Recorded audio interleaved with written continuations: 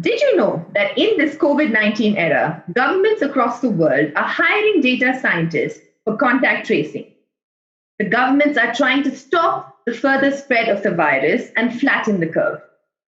Across industries, data science is being used to solve big problems, reducing costs, managing risks, understanding customer patterns, improving pricing, analyzing large populations. There are numerous applications. And data science has exploded over the last few years, with almost every industry putting it into practice. And that has resulted in various career options in this field. Career Warrior is happy to bring to you today an interview with a leading data scientist.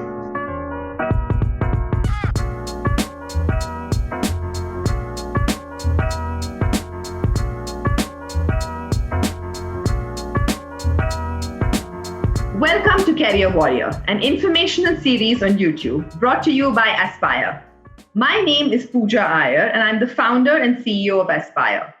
We have with us today Dr. Gopinath Sundaramurthy, who is a data science lead at Kauffman Fellows. He used to be an advisory data scientist at IBM Watson Health Consulting. Thank you so much, Dr. Sundaramurthy, for joining us today. Thank you. Thank you for having me. So a lot of students are interested to pursue data science as a career, but they're not too sure about what the career is all about. And we would like to provide them some information on that today. If you go and look at it, data science has really exploded in the last few years. Okay. Can you tell us why that's the case? I mean, what is it that data science or big data is able to solve? What are we able to address with this knowledge or information?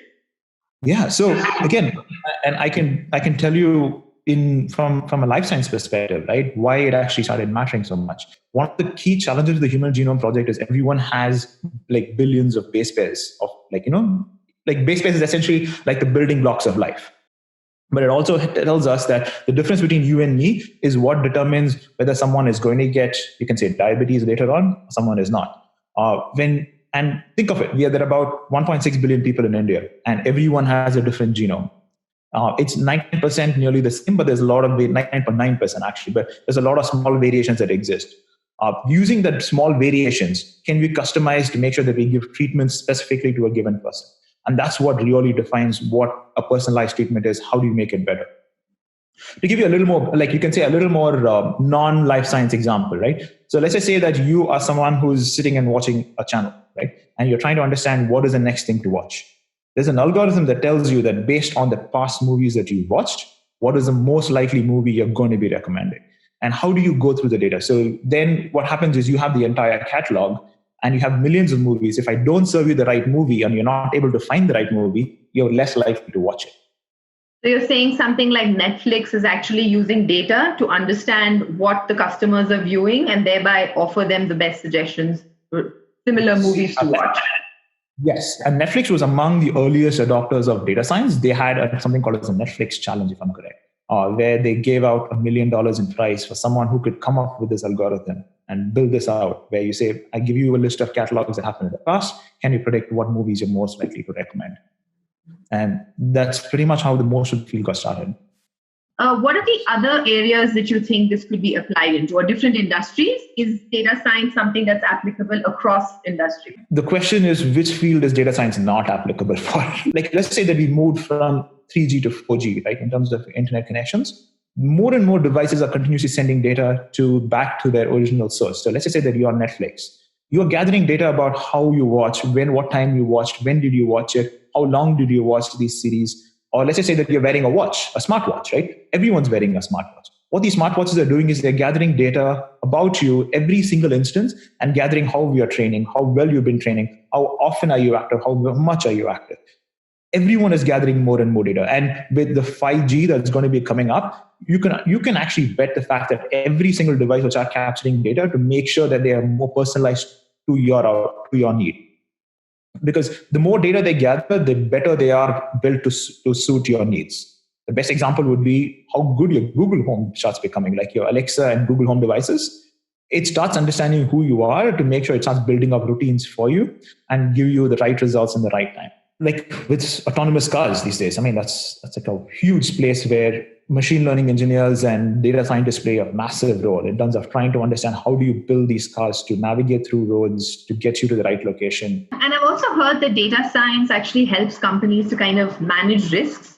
Could you tell me a little bit about how that bit of it works? Insurance companies have traditionally been among the most people who've been using data for the longest time possible.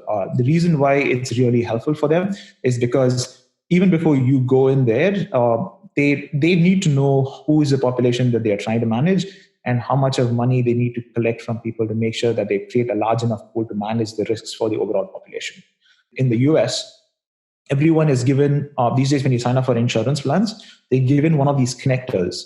Essentially what these connectors do, they plug into your car and they send data to the insurance companies on how good your driving is. Either it's like they have like different ranges in which they set, artificial ranges that they set. And based on how good your driving habits are, they drop your insurance costs. So let's just say that you're a brand new driver who's coming to the US from India. You don't want to be given a really large bill because they don't know anything about you. So you put in the small plug into your car. It sends them the driving habit, and they can drop your cost by 30% if you stick to those parameters. Do you also mean to say that everything that we're doing is being monitored at some level? What we're watching, how we're driving, where we're going, what we're viewing? There's a fine line between how much of privacy you get versus how good is your personalization and the overall experience going to be.